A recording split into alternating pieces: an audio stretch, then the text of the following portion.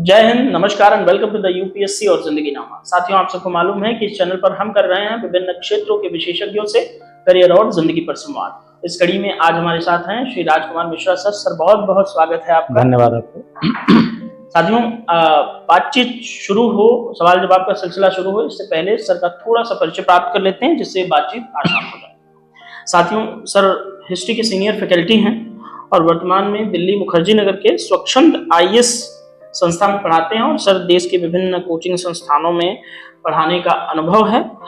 और सर एक बेहद शानदार व्यक्तित्व और एक अच्छे मार्गदर्शक हैं, इसलिए सर से आज हम मुखातिब हैं आपके सवालों के साथ। यूपीएससी की जर्नी है, उसमें क्या कुछ चुनौतियां आती हैं बच्चों को, उन सभी सवालों के जवाब आज सर से हम करेंगे। सर, सवाल जवाब का सिलसिला शुरू करें इससे पहले थोड़ा सा हम आपके बारे में जानना चाहेंगे।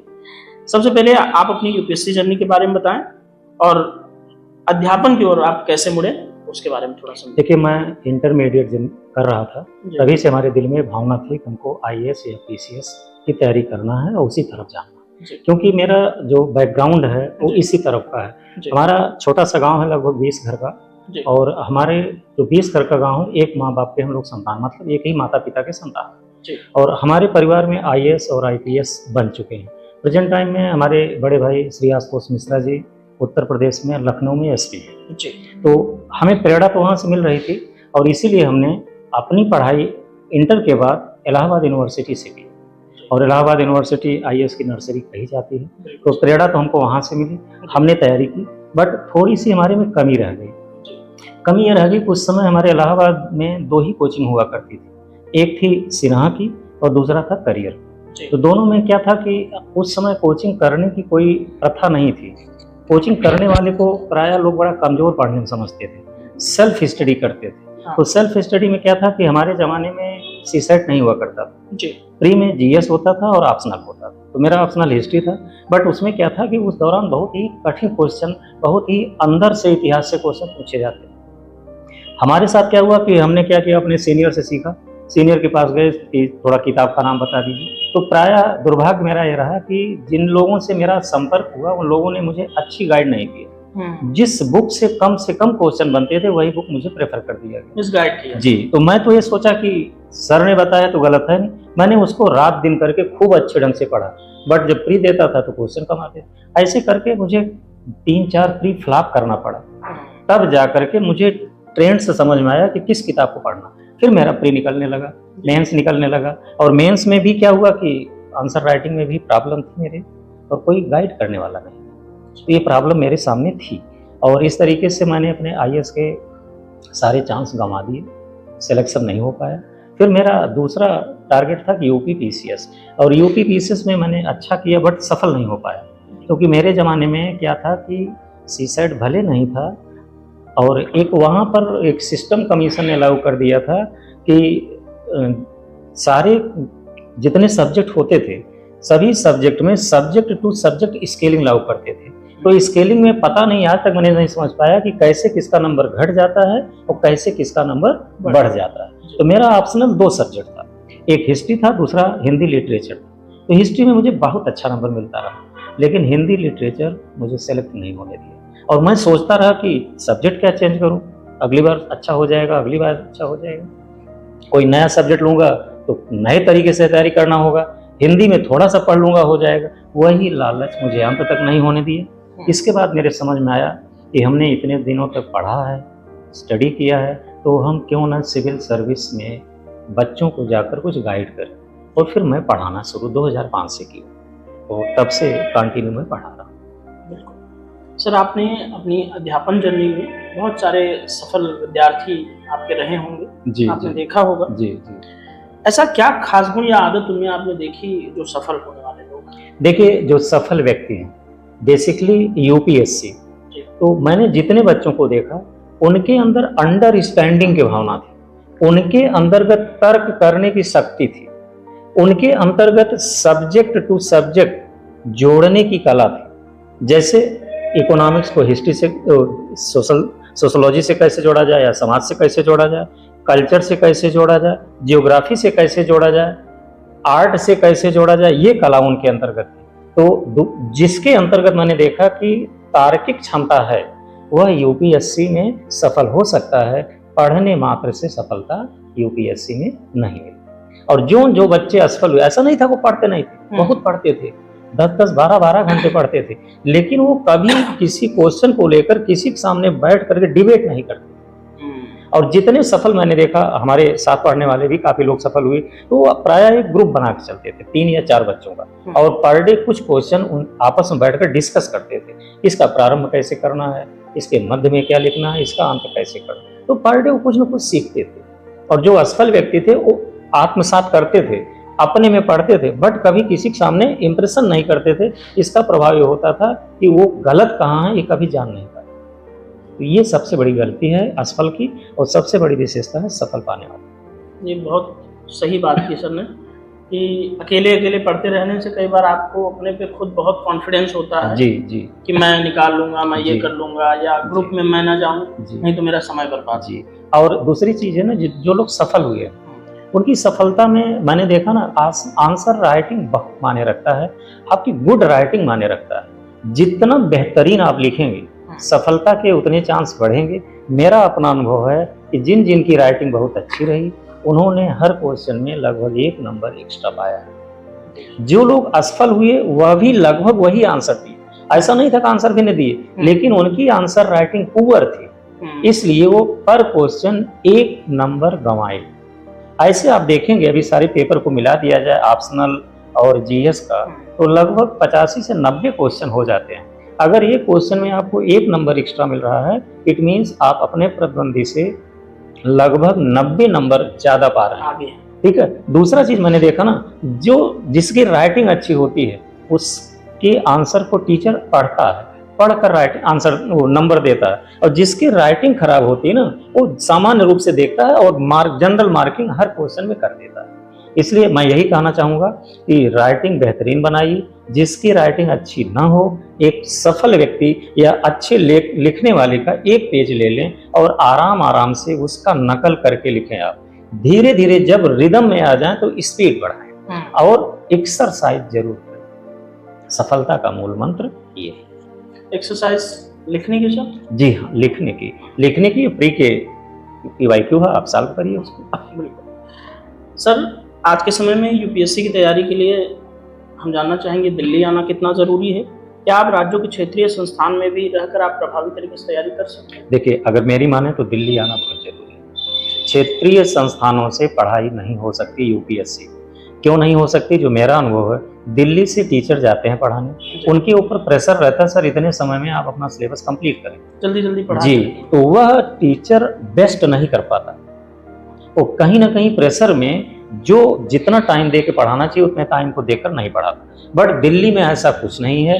दिल्ली में आराम आराम से पढ़ाया जाता है, और दिल्ली में जो कमजोर बच्चे होते हैं उनसे भी कहा जाता है कि आप अपने क्वेश्चन को पूछें, आपकी कमियां कहाँ हैं। टीचर स्वयं बैठ करके उनकी कमी को दूर करता है। इसलिए यूपीएससी अगर तैयारी करना है तो कहीं भटकिए मत, आप डायरेक्ट दिल्ली आएँ। क्षेत्र में अगर रह के पढ़ना है तो आप स्टेट लेवल की यानी पीसीएस की तैयारी के लिए ठीक है, लेकिन यूपीएससी के लिए मेरा अपना मानना है ठीक है, दिल्ली आना। आईएएस के लिए दिल्ली आना।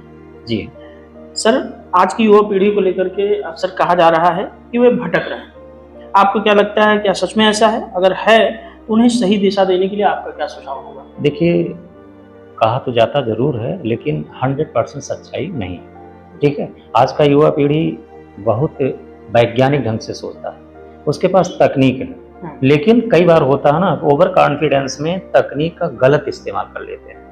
ठीक है। इसीलिए थोड़ा सा भटकता हुआ नजर आता है। बेसिकली यूपीएससी की तैयारी के लिए आजकल यूट्यूब पर इतने ज्यादा मटेरियल हैं कि आपको दिग्भ्रमित कर देता है। ठीक है। आप कभी भी यूट्यूब पर देखें, जो सच में नॉलेज होना चाहिए बच्चों के लिए, जो रिक्वायर होना चाहिए, वह एक भी वीडियो नहीं। तो जो बच्चे दिग्भ्रमित हो रहे हैं या यूट्यूब से दिग्भ्रमित हो रहे हैं। आज के बच्चे जो तैयारी कर रहे हैं यूपीएससी में, उन्हें सिलेबस की जानकारी नहीं। जब हम प्रायः कहते हैं ना कि आप लोगों को सिलेबस की जानकारी नहीं है, तो बच्चे तुरंत नेट से खोज करके देख लेते हैं, सर देख तो लिया, जानकारी तो है। ये जानकारी नहीं है। सिलेबस की जानकारी का मतलब यह है कि यूपीएससी ने जो सिलेबस निर्धारित किया है, आप विगत मिनिमम 5 वर्ष का क्वेश्चन देखें कि इस सिलेबस में किस चैप्टर से आज तक ना तो प्री में कभी क्वेश्चन पूछा गया है, ना मेंस से पूछा गया। पहले उस चैप्टर को छांट कर आप अलग कर लीजिए, ये मतलब सिलेबस की जानकारी का मतलब, पहले उनको अलग कर ली। दूसरा ये है कि किस चैप्टर से हर साल क्वेश्चन पूछा जा रहा है, बहुतायत क्वेश्चन पूछा जा रहा है, उन चैप्टर पर आप विशेष ध्यान दें। उन चैप्टर पर आप एक एनसीईआरटी की बुक पढ़ें प्लस एक स्पेशल बुक पढ़ें, स्टैंडर्ड बुक पढ़ें, ये 2 बुक पढ़ें। और कोचिंग आज के युग में लगभग कंपलसरी हो चुका है। अपवाद हर जगह है, कुछ रिजल्ट हर साल ऐसे आते हैं जो विदाउट कोचिंग से आते हैं, लेकिन उन अपवादों में मत आप जाइए। या तो आप एक्स्ट्रा ब्रिलियंट हो, जो बिना कोचिंग को होते हैं ना, मैक्सिमम मैं देखता हूँ बैकग्राउंड उनके घर का अच्छा होता है, उनके पिता या माता कोई न कोई अपने समय में सिविल सर्विस का एग्जाम दिए रहते हैं, तो उन्हें अनुभव रहता है कि मैं सफल क्यों नहीं हुआ, इसलिए वो अपने बच्चों को गाइड कर देते हैं। तो वो बच्चा अगर कोचिंग न करे तब भी सफल हो जाएगा। अदरवाइज अगर गाइड करने के लिए कोई नहीं है तो कोचिंग जरूरी है आपके लिए। तो जब सिलेबस की जानकारी का मतलब होता है तो यही होता है, बट आज के बच्चे मैक्सिमम सिलेबस की जानकारी नहीं रखते, इसलिए भटके हुए हैं। और उनके दिमाग में क्या है कि हमारे यहाँ जब कभी रिजल्ट आता है तो इस प्रकार की अफवाहें बहुत होती हैं कि इन्होंने कभी कोचिंग नहीं किया सफल हो गए। एकदम झूठ होता है। सिलेक्शन पाने के बाद लोग अपनी बड़ाई करने के लिए ऐसा बोल देते हैं, बच्चे उसके पीछे भागते हैं। बच्चे कभी ना भी भागें। हमारा अपना अनुभव है कि अगर उन्हें प्रॉपर गाइड कर दिया जाए तो बच्चा 2 साल 3 साल की तैयारी में सफल हो सकता है, ये गारंटी। ठीक सर, अब चूंकि आप इतिहास विषय पढ़ाते हैं तो इतिहास विषय से भी कुछ सवाल करने बहुत ज़रूरी हैं। जी।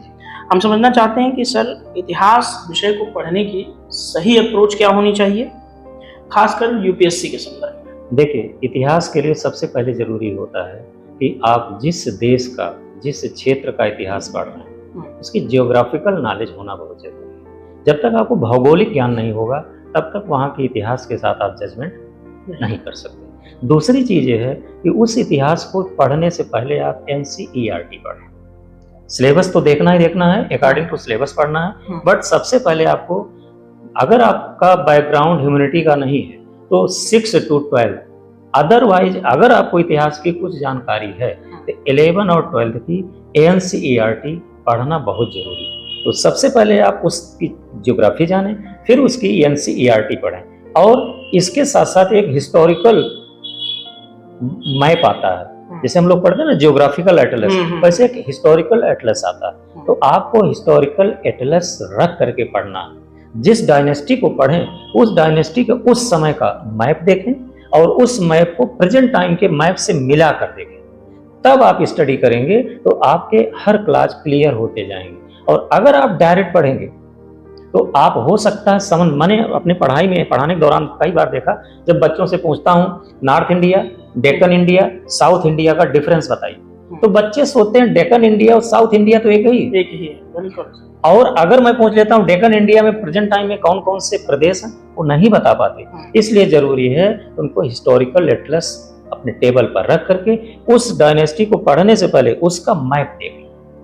और जब भी पढ़ें, कोई भी प्लेस पढ़ें, प्रेजेंट टाइम से उसको जोड़ कर देखें कि प्रेजेंट टाइम में वो किस प्रदेश में है, उसका प्रेजेंट नाम क्या है। हो सकता है पास्ट नाम कुछ और रहा हो, प्रेजेंट नाम कुछ और रहा हो। तो इस तरीके से पढ़ें। इसके बाद स्टैंडर्ड बुक एक जरूर पढ़ें। जैसे मैं आपको बताऊं, अगर वो एंशिएंट इंडिया पढ़ना चाहते हैं तो झा एंड श्रीमाली जरूर पढ़ें। मेडिवल इंडिया पढ़ना चाहते हैं तो एस.सी. वर्मा का दोनों पार्ट पढ़ें, हरिश्चंद्र वर्मा का दोनों पार्ट पढ़ें।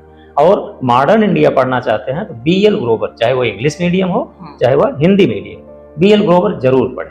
और अगर वो बी.एल. ग्रोवर ना पढ़ना चाहें तो स्पेक्ट्रम जरूर, लेकिन स्पेक्ट्रम एक गाइड है, बी.एल. ग्रोवर एक बुक है। तो हमें गाइड से बचना है, हमें जितना हो सके बुक पढ़नी चाहिए, ठीक है। और वर्ड हिस्ट्री के लिए जयनारायण माथुर पढ़ लें। और अगर आप इंग्लिश मीडियम के हैं तो क्लास 8 की एक एनसीईआरटी आती वर्ड हिस्ट्री का, उसको जरूर पढ़ें, ठीक है।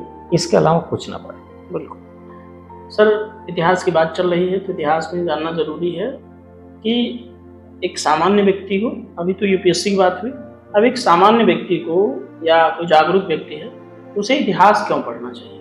देखिए, इतिहास का मतलब पास्ट हम पढ़ते हैं भविष्य में गलती ना करने के लिए। पास्ट में हमने जो गलतियां किया है, इतिहास हमें उससे सीख देता है। वर्तमान में हमें कैसे करना है इसकी सीख देता है। यदि हम इतिहास पढ़ते हैं तो हमारा वर्तमान सुधरेगा, भविष्य संवरेगा। तो हमें यह ध्यान रखना चाहिए कि इतिहास पढ़ने का मतलब यही होता है, हम अपने वर्तमान को सुधारें और भविष्य को संवारें। जो व्यक्ति इतिहास से दूरी बनाकर चलते हैं वो अपने वर्तमान को खो देते हैं, भविष्य को गंवा देते हैं। ठीक है, इसलिए बहुत जरूरी है हर व्यक्ति को इतिहास की जानकारी रखना चाहिए। बिल्कुल सर, अब ये समझाइए कि यूपीएससी की तैयारी में इतिहास पढ़ने की अप्रोच और अकादमिक जो यूनिवर्सिटीज़ में इतिहास पढ़ने की अप्रोच, दोनों में बेसिक डिफरेंस क्या है? देखिए, जो अकादमिक पढ़ाई होती है उसमें लोग अपने क्लास को पास होने के लिए पढ़ते हैं या फर्स्ट डिवीजन आने के लिए पढ़ते हैं या हो सकता है टॉप के लिए पढ़ते हैं। तो वहाँ जो क्वेश्चन बनता है, वहाँ जो लिखने का तरीका होता है वो भिन्न होता है। हमारे जो यूपीएससी के क्वेश्चन होते हैं वो ऑफिसर के लिए क्या गुण होने चाहिए, एक प्रशासनिक अधिकारी के अंतर्गत क्या क्या लक्षण होने चाहिए, उसकी जांच करता है। वो उसके अकॉर्डिंग आंसर मांगता है। ठीक है, तो दोनों के आंसर राइटिंग में डिफरेंस है, इसलिए हमें अकादमिक आंसर राइटिंग से भिन्न होकर लिखना पड़ता है और भिन्न होकर पढ़ना पड़ता है। बिल्कुल सर, अभी तक हमारी बातचीत काफ़ी गंभीर विषयों पर हुई, लेकिन अब थोड़ा सा हम इसको सेशन को लाइट करते हैं और रैपिड फायर के रूप में 5 छोटे सवाल आपसे पूछते हैं, जिसके आपको जवाब बहुत लंबे नहीं देने हैं, लेकिन हाँ किसी का लगे कि आपको लंबा जवाब देना तो वो आप कर सकते हैं। पहला सवाल है सर, एक सफल अभ्यर्थी के लिए सबसे ज़रूरी आदत क्या होनी चाहिए? एक सफल अभ्यर्थी के लिए सबसे जरूरी आदत यह है कि वह कंसिस्टेंसी होना चाहिए। जिस व्यक्ति के अंदर ये क्षमता है वह किसी भी क्षेत्र में सफल हो सकता है। इतिहास में हमारे बहुत से महापुरुष हुए, बहुत से सम्राट हुए, बहुत से राजा हुए, जिन्होंने अपने लाइफ में बहुत योग्यता नहीं रखा था, लेकिन कंटिन्यूअसली होने के नाते, कंसिस्टेंसी होने के नाते वह महान नहीं बने, महानतम बन गए। वह महान व्यक्ति नहीं बने, भगवान बन गए।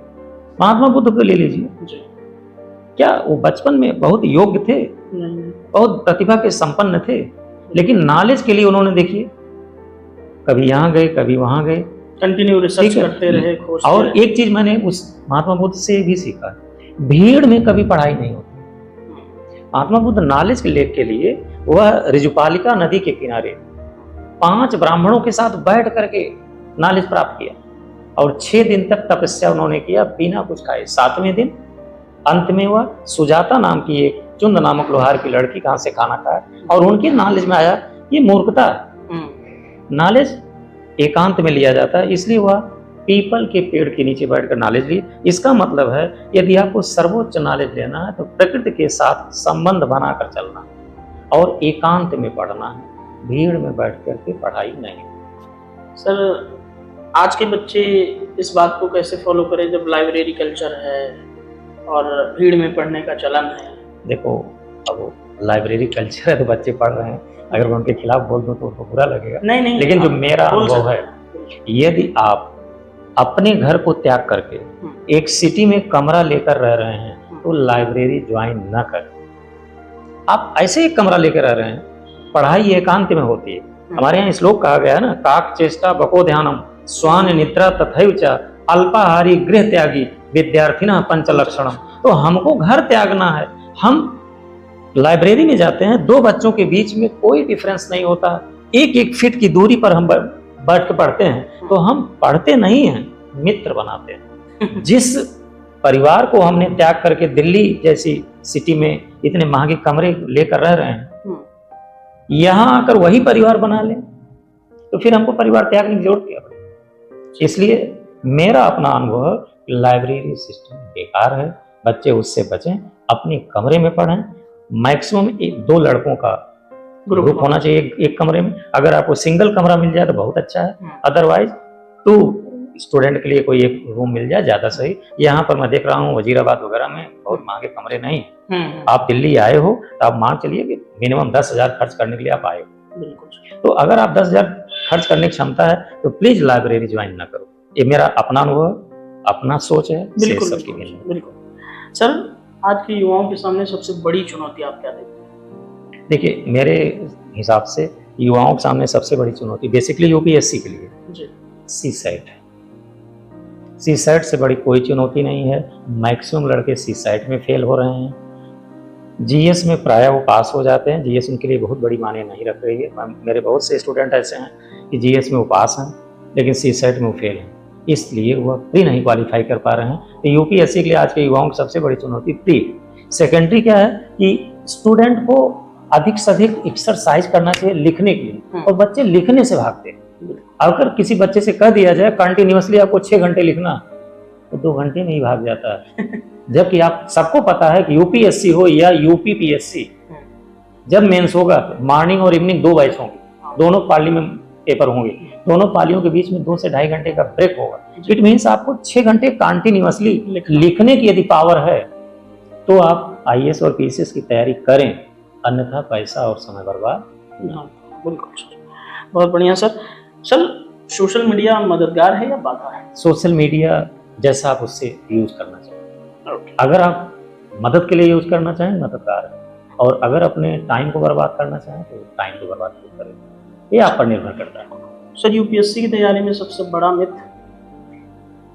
मिथ ये है कि 10 से 12 घंटे पढ़ना, 14 घंटे पढ़ना, ऐसा कुछ बच्चों को बता करके ना उनको दबा दिया जाता है। मेरा अपना अनुभव कि आप 24 गुणे 7 8 घंटे और 365 गुणे 8 इतने घंटे यदि आप पढ़ते हैं, 365 दिन 8 घंटे ऑन एवरेज आपका 8 घंटे आना चाहिए, तो आप आईएएस बन जाएंगे। और आईएएस बनने के लिए 4 आपको स्टेप क्रॉस करना होता है। पहला स्टेप होता है स्टडी, स्टडी मस्ट है।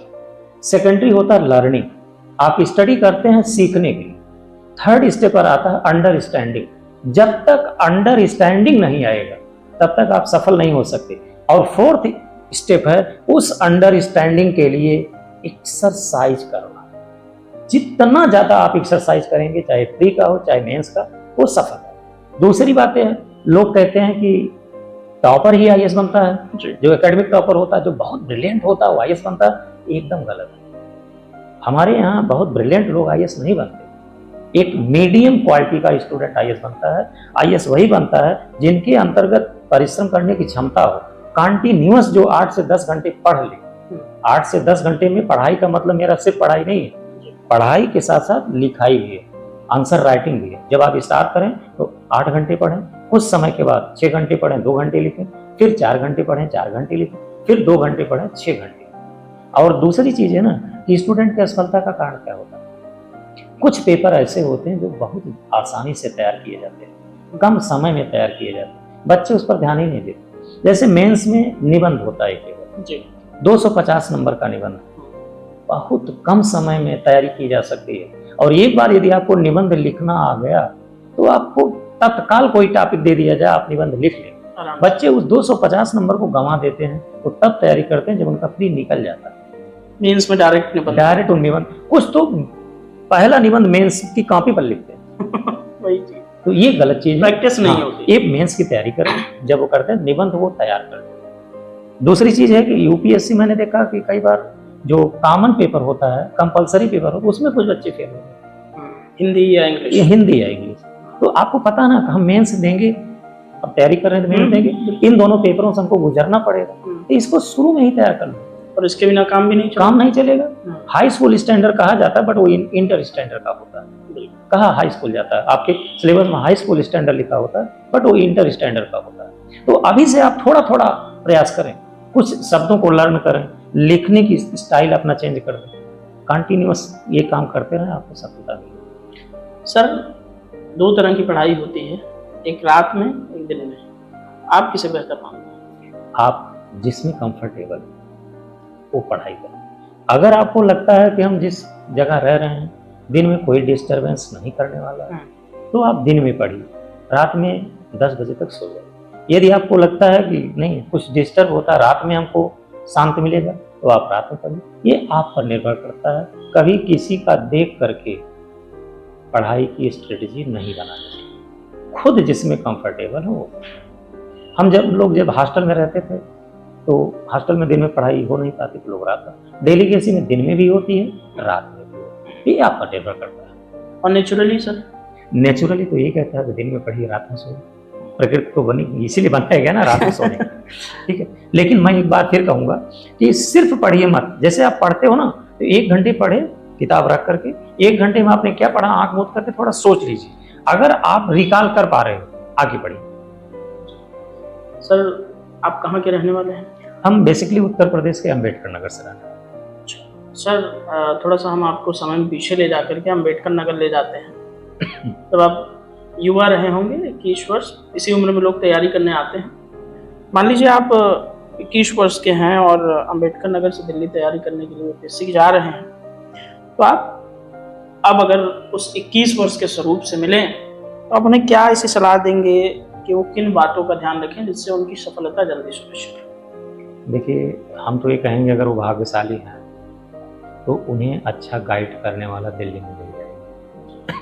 अभी उनके भाग्य पर निर्भर करता है।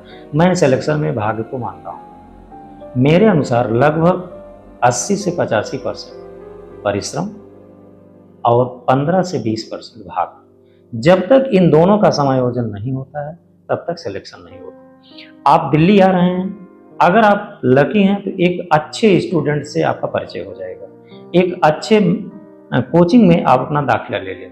और मैं ये कहूँगा कि कोचिंग में अगर आप दाखिला लेना चाहते हैं तो पहले आप 2 से 3 दिन हर कोचिंग में डेमो।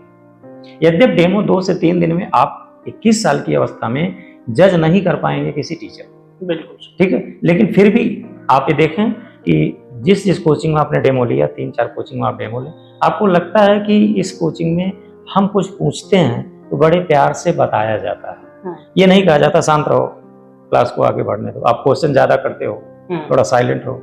अगर जिस कोचिंग में ऐसा कहा जाता है वहाँ एडमिशन मिलेगा। आपके कन्फ्यूजन को जो कोचिंग दूर करती हो, आपके भय को जो दूर करता हो, आपको मेंस आंसर राइटिंग की तरफ जो ले जाता हो, उस कोचिंग में आप एडमिशन लें। और अगर अच्छा गाइड करने वाला कोई मिल गया तो गारंटी आपको सफलता मिलेगी। यहाँ पर पहली बार जब बच्चे सिटी में आते हैं तो सिटी की दुनिया में खो जाते हैं। आप कभी ऐसा ना करें। आप अपने परिवार की आर्थिक स्थिति को ध्यान में रख करके कोई कदम उठाएं, क्योंकि 21 वर्ष का मतलब होता है अकबर तो 13 साल की अवस्था में भारत का सम्राट बना। सम्राट अशोक की भी उम्र ज्यादा नहीं, ठीक है। हमारे देश में बहुत से इतिहास गवाह हैं। वारेन हेस्टिंग्स देखिए, रॉबर्ट क्लाइव 17 साल में भारत आए। रॉबर्ट क्लाइव का मतलब क्या, एक क्लर्क 17 साल की उम्र में भारत आ रहा है, लेकिन प्लासी का युद्ध जीता, पूरा का पूरा भारत के इतिहास को बदल दिया। इसलिए आप 21 साल की उम्र के, इसलिए आप ये मत माने कि हम 21 साल की उम्र हैं, हम इमेच्योर हैं। आप मेच्योर है, 18 साल की उम्र में आपको वोट देने का राइट मिलता है। इसलिए आप अपने परिवार की परिस्थितियों को ध्यान में रख करके कोचिंग में जो गाइड मिल रहा है उसके अकॉर्डिंग काम करें। मैं समझता हूं कि अगर कोचिंग जैसा कहता है वैसा बच्चा करे तो 3 साल में उसको सफलता मिल जाएगी, क्योंकि 18 महीना तो कोचिंग में रहेगा, फिर 1 साल उसको आंसर राइटिंग में और पीवाईक्यू को सॉल्व करने में लगेगा, फिर इसके बाद 1 साल तो परीक्षा ही चलती है, प्री मेंस इंटरव्यू मिला के, तो आप 3 साल, आफ्टर 3 ईयर आप एक सफल व्यक्ति के रूप में दिल्ली से कोई ना कोई पद लेकर जाएंगे। सर एक सवाल और इसी में से निकालते हैं कि जब हम कोचिंग ज्वाइन करते हैं तो क्या एक ही कोचिंग में प्री मेंस इंटरव्यू तक का पैकेज ले लें, या अलग अलग कोचिंगों के जो बेस्ट टीचर हों या जो बेस्ट, जैसे जीएस यहाँ का बेस्ट है, ऑप्शनल वहाँ का बेस्ट है, ऐसे पढ़ें? देखिए, अगर हम कोचिंग जगत की सच्चाई पर आ जाए तो आजकल 80 से 85% टीचर ऐसे हैं जिन्होंने अपने लाइफ में कभी मेंस की कॉपी नहीं देखी है। रियल की बात कर रहा हूँ, रियल में मेंस में वो नहीं बैठे, मेंस की कॉपी वो नहीं देखे, और मेंस में कैसे लिखा जाए उसको बताते हैं। हाँ, दिल्ली की बात कर रहा हूँ और कोचिंग की बात कर रहा हूँ। एसएससी पढ़ाने वाला सिविल सर्विस पढ़ा रहा है, तकलीफ होता है देख करके कि तुमने मेंस की कॉपी ही नहीं देखी, मेंस कैसे लिखा जाए वो तुम बता रहे हो। जाके पैर न फटी बेवाई वो कहा जाना पीर पर आए। जिसने कभी मेंस दिया नहीं, जिसने कभी अपनी कॉपी को कमीशन से चेक नहीं करवाया, उसको क्या मालूम फॉल्ट क्या होता है, ठीक है। तो मैक्सिमम दुख इस बात का है। और वो इतिहास की बात मैं बताऊं कि जिसको 10-20 डेट याद आ गए, 5-7 बैटल या वार याद आ गए, वो अपने आप को इतिहास का टीचर समझता है कि हिस्ट्री मुझे पूरा। इतिहास पढ़ाना इतना आसान नहीं है, इतिहास पढ़ाना बहुत टफ काम है। इतिहास को हर सब्जेक्ट से इंटरलिंक करके पढ़ाना है। और आजकल के क्वेश्चन आप देख रहे हैं, पॉलिटिकल कोई क्वेश्चन बन रहा है? इतिहास में जितने भी क्वेश्चन बन रहे हैं आर्ट एंड कल्चर से बन रहे हैं, बिल्कुल इकोनॉमिक्स से बन रहे हैं, लिटरेचर से बन रहे हैं, हिस्ट्री के स्रोत जो होते हैं, सोर्सेज जो, वहां से क्वेश्चन बन रहे हैं। और आप बस पॉलिटिकल 4 पॉइंट जान गए तो आप इतिहास पढ़ाने लगते हैं। तो सबसे बड़ी कमी है कि मैक्सिमम टीचर जो है इसी टाइप के हैं। इसलिए मेरा आपके क्वेश्चन के अकॉर्डिंग ये कहना है कि जीएस भी किसी एक कोचिंग में ना पढ़ें। मेरा अपना अनुभव है, हर कोचिंग में 2 से 3 टीचर ही अच्छे हैं जिनके नाम पर एडमिशन होता है, जिनके नाम पर कोचिंग चलती है। ठीक है, मैं नाम नहीं लूंगा किसी का, लेकिन मेरा अनुभव बोल रहा है। कुछ बच्चे हमारे पास आए, सर मैं इस कोचिंग पढ़ा, उन्होंने कहा फीस कितना दिए, फीस भी बताई, मैं दंग रह गया, कोचिंग का नाम भी पढ़ा। फिर उन्होंने बताया कि सर 21 घंटे में मॉडर्न हिस्ट्री पढ़ा दी गई, 21 घंटे में मॉडर्न हिस्ट्री। और उन बच्चों के साथ क्या न्याय हुआ होगा, कैसे उनकी मोरलिटी कही कि 21 घंटे पढ़। उन्होंने कहा क्या पढ़ा है बेटा, तो केवल गांधी एज, मतलब 1919 1947। क्या आफ्टर पोस्ट इंडिपेंडेंस से क्वेश्चन नहीं बनते? क्यों नहीं? क्या 1857 से लेकर 1919 तक के बीच का क्वेश्चन नहीं बनते? जबकि वो एक इम्पोर्टेंट एरा है, एक इम्पॉर्टेंट एरा है, कांग्रेस की स्थापना हो रही और है। नाम बड़े, बट दर्शन उनका बता रहा हूं कितने छोटे हैं। इसलिए मेरा अपना मानना है कि आप मॉड्यूल में पढ़ें, जो टीचर अच्छा पढ़ाए। अगर वह पर्सनल भी चलाता हो तो आप पर्सनल एडमिशन लें, पर्सनल पढ़ें, महंगा भी नहीं पड़ेगा, बिल्कुल वो सस्ता। मेरी समझ से 2.5 लाख रुपया देने से अच्छा है कि अगर मॉड्यूल पढ़ लें तो हमको लगता है 1 लाख 1.25 लाख में आप पढ़ लेंगे, बड़े आराम से मेंस प्री दोनों पढ़ लेंगे और बेहतरीन पढ़ लेंगे। बिल्कुल ठीक है, बिल्कुल सर, बहुत अच्छा। क्योंकि ये सवाल सर मेरे भी दिमाग में था, क्योंकि मैं भी यूपीएससी एस्पिरेंट हूँ, तो मैंने भी, मैं कोचिंग के नाम का जिक्र नहीं करूँगा, बट मैंने एक कोचिंग में करना भी नहीं चाहिए 2017 में जब मैंने एडमिशन लिया तो उसमें इतनी फीस थी कि जो आज महंगी वाली कोचिंगों की नहीं हुआ करती थी। लेकिन क्या होता है कि जनरली इंसान के दिमाग में ये होता है कि जो सबसे ज़्यादा पैसे दे रहे हैं वो सबसे अच्छा पढ़ा। मैं आपको एक अनुभव बताऊं कि सिविल सर्विस में तैयारी करने वाले जो बच्चे होते हैं मैक्सिमम लोअर मिडिल क्लास के होते हैं, मिनिमम अपर क्लास के। तो अपर क्लास के बच्चों में भावना होती है मुझे तो अगर नौकरी नहीं मिली तब भी पापा इतना कमा के रख दिए हैं, मेरी जिंदगी चल जाएगी। अधिक पैसा होने के कारण वह कंटिन्यूअसली तैयारी नहीं करते। लोअर मिडिल क्लास में प्रॉब्लम क्या, पैसे न होने के कारण ना वो अच्छी बुक पढ़ पाते हैं, ना अच्छी कोचिंग में एडमिशन ले पाते हैं। तो बहुत बार देखा गया है, जो मेरे ऊपर भी अप्लाई होता है। मैं चूंकि उस रास्ते से गुजरा हूँ, पैसे के अभाव के कारण मेरी असफलता के एक सबसे बड़ा कारण पैसे का अभाव। मैं अपनी लाइफ में जिस मैगजीन को पढ़ना चाहता था कंटिन्यूअसली मैं 12 महीना उस मैगजीन को नहीं ले पाया। मेरे समय बताया गया कि एक मैगजीन पढ़ना चाहिए, तो हमारे दौरान क्रॉनिकल मैगजीन खूब चलती थी जी। दूसरा बताया गया कि आप ना हर महीने, तो जिस महीने में अच्छा आया हो योजना ले लें और कुरुक्षेत्र ले लें। उन्हें कभी नहीं ले पाया, क्रॉनिकल भी कंटिन्यूअसली नहीं ले पाया।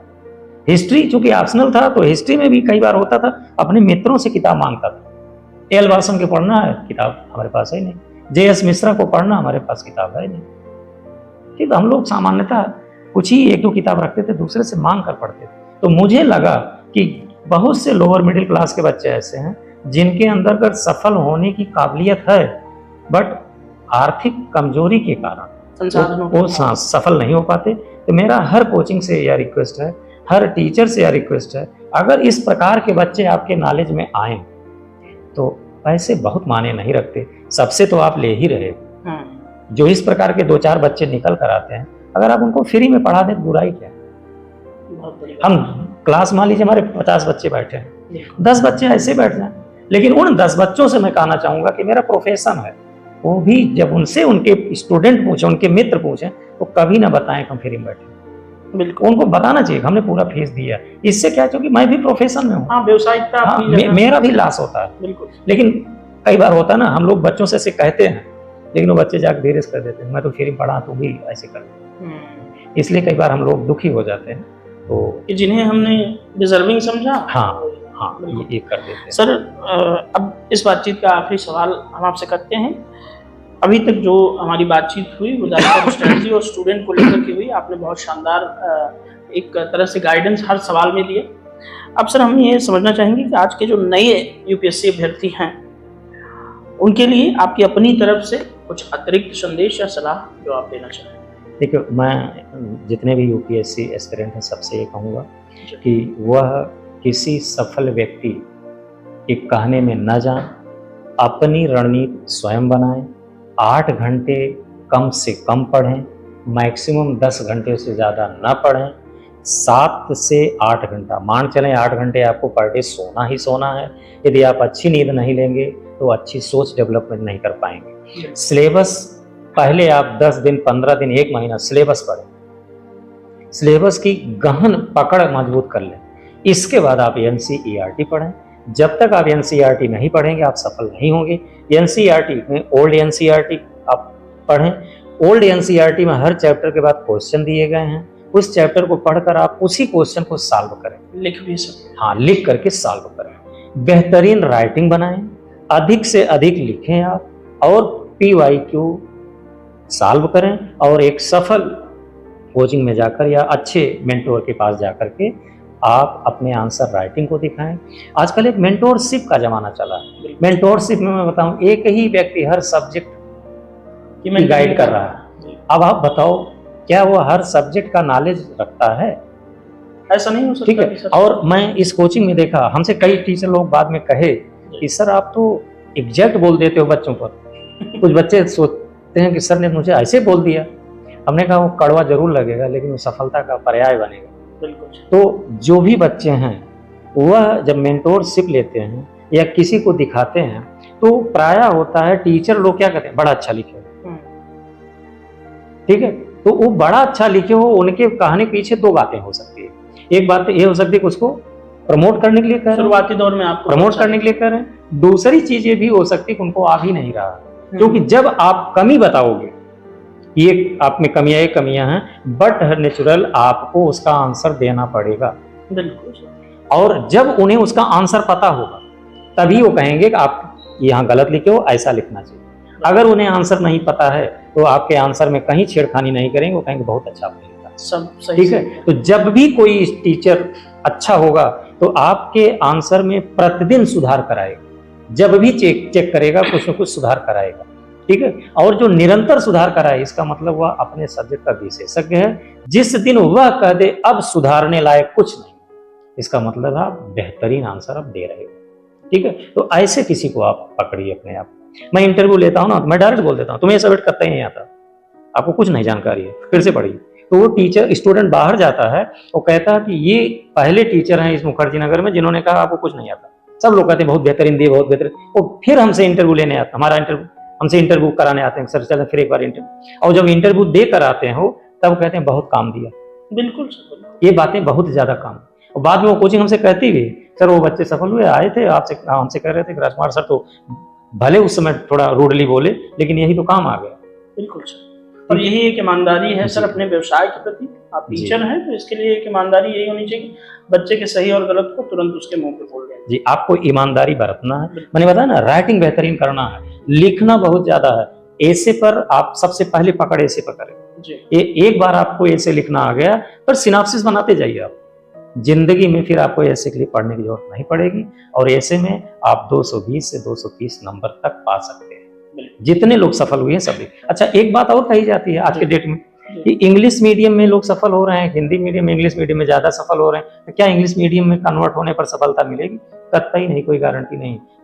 मीडियम होता है, मीडियम से सफलता नहीं मिलती।